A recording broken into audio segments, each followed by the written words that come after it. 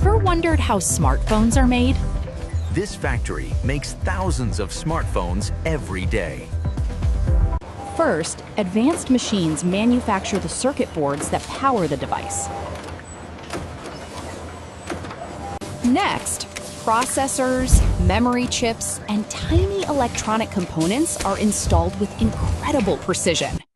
The display, battery, cameras, and internal hardware are then assembled into the phone. The automated production line utilizes advanced robotics to achieve unprecedented precision in smartphone assembly. Finally, automated machines package the phones and prepare them for shipment worldwide. And that's how smartphones are made in factories.